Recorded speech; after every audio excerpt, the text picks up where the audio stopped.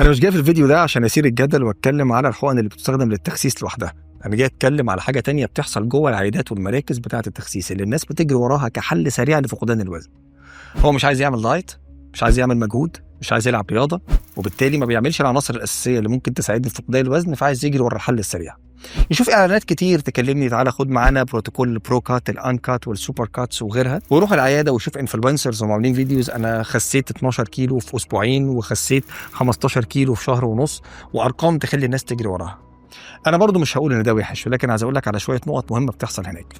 الميكسات بتاعه الفايلز اللي بتتحقن لك في الوريد دي، المكونات بتاعتها مش دايما بتكون معلنه، وعادة بنستخدم فيها بعض المواد الفعالة اللي موجودة في حقن التخسيس اللي موجودة داخل الصيدلية، ولكن بتركيزات مش ستاندردايزد، بمعنى إن كل مركز ممكن يعمل الخلطة بتاعته، وده اللي بيخلي ناس كتير ممكن تظهر عليها الأعراض الجانبية اللي يقول لك حركة المعدة عنده توقفت أو حركة الأمعاء عنده توقفت، ولا قدر الله في بعض الحالات حصل لها sudden death، وده برضه مش مرتبط ارتباط مباشر بالدواء ولكن ارتباط مباشر بالبراكتس.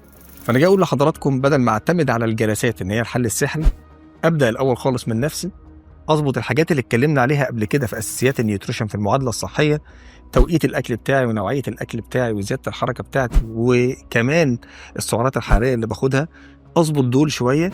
اقدر استخدم بعض الادويه هكلمك عليها في الحلقه الجايه مع تظبيط جرعاتها، يخليك الى حد ما انتش محتاج تروح لمراحل البروتوكولات اللي بشكل كبير مش معروف اصل وفصل الحاجه اللي جواها جايه منين.